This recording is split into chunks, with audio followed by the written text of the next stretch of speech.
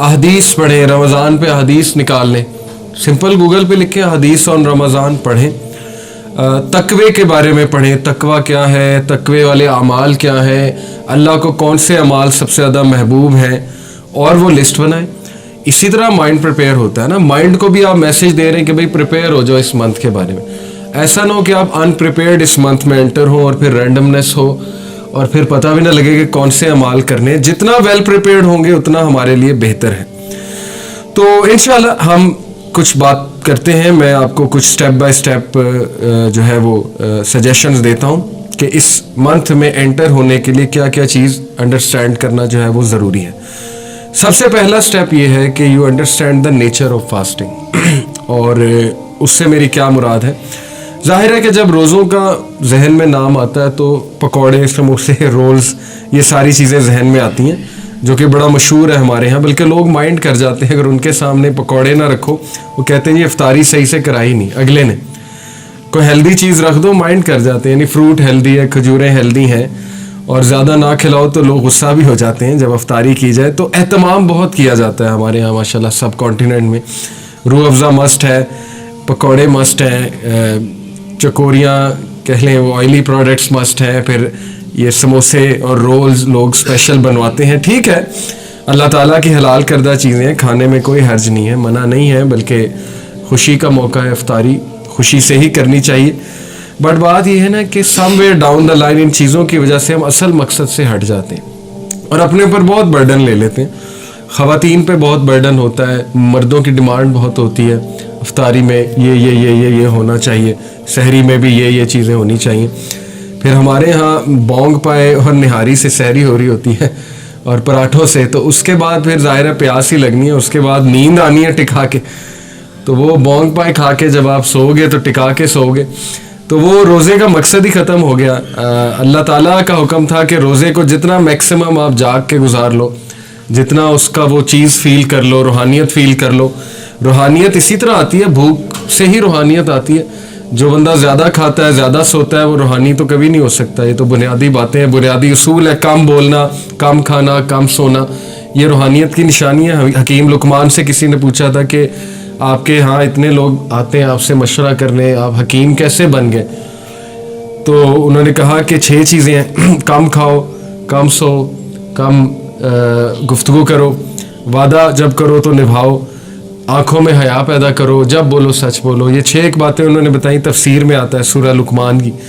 तो हिकमत की ये निशानी है और एग्जैक्टली यही 6 चीज़ें इस रमज़ान हमें इंस्टिल कर रहा है। अगर आप गौर करें, जब इंसान रोज़े से होता है, अल्लाह के नबी ने उसको कम बोलने का जो है वो उस तरफ इशारा किया, खुसूसन अगर बुरी गुफ्तगू है, लड़ाई हो, इंसान कह दे जी कि मैं रोज़े से हूँ अगले को।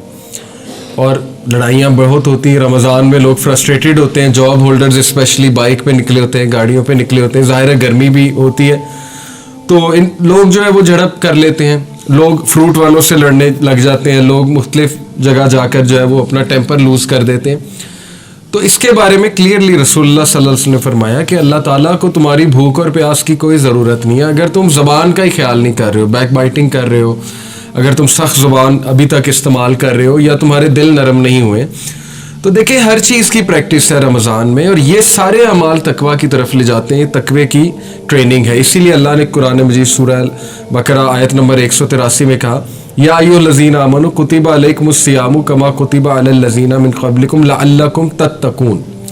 ऐ लोगो जो ईमान लाए हो, रमज़ान हमने तुम पर रोज़े हमने तुम पर फ़र्ज़ किए हैं जैसे पिछली कौमों पर फ़र्ज़ किए थे, लअल्लकुम तत्तकून, ताकि तुम मुत्तकून बन जाओ, तकवे वाले बन जाओ, परहेज़गार बन जाओ।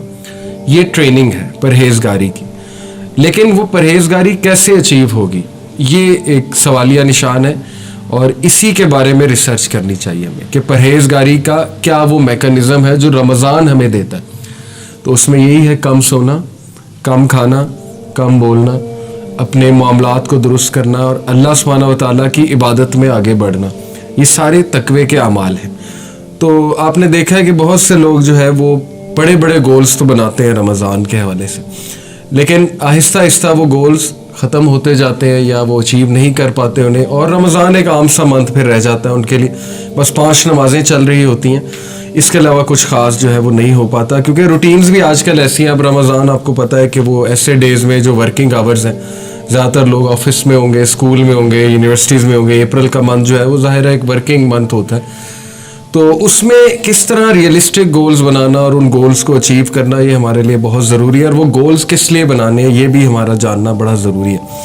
دوسرا دیکھیں, میں ریسنٹلی دبئی گیا تو دنیاوی سفر کے لیے ہم اتنی پریپریشن کرتے ہیں, اتنی ریسرچ کرتے ہیں, ٹو ڈو لسٹ نکالتے ہیں, ایک ایک چیز ریسرچ کرتے ہیں, places to visit in Dubai, which places are worth my money, my time, my effort وغیرہ وغیرہ. لوگوں کو کال کرتے ہیں کہ مجھے بتاؤ میں دبئی آ رہا ہوں یا فلانی جگہ آ رہا ہوں, میں کہاں جاؤں, کیا کروں, کہاں جانا چاہیے. کیا یہی ریسرچ, یہی انٹرسٹ رمضان کے لیے ہے ہمارا؟ کیا ہم کوئی آرٹیکل کھول کے پڑھتے ہیں, کیا ہم یہ ریسرچ کرتے ہیں؟ کیونکہ دیکھیں نا, دنیا میں تو ہم ریسرچ کرنے پہنچ جاتے ہیں. کوئی چھوٹا سے چھوٹا ہم نے جوتا بھی لینا ہو تو دنیاوی معاملے میں ہم ریسرچ کرتے ہیں, باٹا کا اچھا ہے, سروس کا اچھا ہے, انڈیور کہاں کا اچھا ہے. تو دینی معاملے میں تھوڑی سستی برتتے ہیں. دینی معاملے میں ہم اس کے انتظار میں رہتے ہیں کہ کوئی بتائے گا ہمیں آ کے. تو ایسے نہیں ہوتا ہے. ہمیں دینی معاملے میں زیادہ ریسرچ کرنی چاہیے اور زیادہ پیشن شو کرنا چاہیے اور خود سے پڑھنا چاہیے. بے شمار کتابیں ہیں رمضان کے ورچوز پہ. ہمیں ایسے اعمال کی لسٹ نکالنی چاہیے جو سب سے بہترین اعمال ہے اللہ تعالیٰ کے نزدیک, کیونکہ we are entering a great month, جس منتھ میں ریوارڈ زیادہ ہوتا ہے. اوبیس سی بات ہے, ایک عام سا عمل آپ کریں گے اس کا بہت گریٹ ریوارڈ ہوگا. تو ایسی اپرچونٹی مس نہیں کر سکتا ایک مسلمان, ایک ذی شعور مسلمان. ایک ایسا منتھ جو فارگیونیس کا منتھ ہے, اس میں جتنی اللہ کی رحمتیں آپ سمیٹ لو گے اتنا بہتر ہے آپ کے لیے, آنے والی زندگی کے لیے بہتر ہے. ایک ایسا منتھ جو ٹریننگ کا منتھ ہے, جس میں آپ 1 منتھ ٹریننگ کرو گے اور وہ ٹریننگ 11 منتھس آپ کو فائدہ دے گی. تو اس لیے اس پہ بھی جتنی آپ ریسرچ کریں گے اچھا, جتنے آپ اس پہ آرٹیکلز پڑھیں گے. یہ پڑھیں رسول اللہ کیسے اس پہ پریپریشن کرتے تھے. حدیث میں آتا ہے کہ پروفٹ صلی اللہ علیہ وسلم اور صحابہ تو 6 ماہ پہلے سے اس کی پریکٹس شروع کر دیتے تھے. جیسا لائک ایک بندے نے میراتھن ریس میں انٹر ہونا ہے, تو ایسا نہیں ممکن کہ وہ بغیر کسی ریہرسل اور پریکٹس کے میراتھن میں دوڑ لگانا شروع کر دے. 10 منٹ بعد وہ تھک جائے گا. شروع میں تو بہت پیشن کے ساتھ کہے گا میں نے بھاگنا ہے, میں نے یہ کرنا ہے, میں نے وہ کرنا ہے, لیکن 10 منٹ 15 منٹ بعد جو ہے وہ ظاہر ہے اس کو تھکن ہوگی. اور یہی ہوتا ہے کہ ہم رمضان میں بہت سے ایمز اور گولز کے ساتھ انٹر ہوتے ہیں. ہم کہتے ہیں ہم قیام اللیل بھی کریں گے, ہم تہجد بھی پڑھیں گے, ہم ڈیلی تراویح میں بھی کھڑے ہوں گے, لیکن 5-6 دن بعد جو ہے نا وہ آہستہ آہستہ وہ پیشن وہ ختم ہوتا جاتا ہے. وجہ یہی ہے کہ ہم نے پہلے سے اپنے آپ کو تھوڑا وارم اپ نہیں کیا. وارم اپ ایکسرسائز بہت ضروری ہے رمضان سے. جیسے اگر کسی نے میراتھن میں بھاگنا ہے تو وہ 10-15 دن پہلے بس 1-1 کلومیٹر بھاگنا شروع کر دیتا ہے, اپنے مسلز کو فلیکس کرنا شروع کر دیتا ہے, تاکہ جب وہ مومنٹ آئے تو وہ ٹائرڈ نہ ہو جائے اور اس کے پہلے سے جو ہے وہ ایک اسٹیمنا بھی بنا ہو اور پہلے سے اس میں وہ سکت بھی ہو.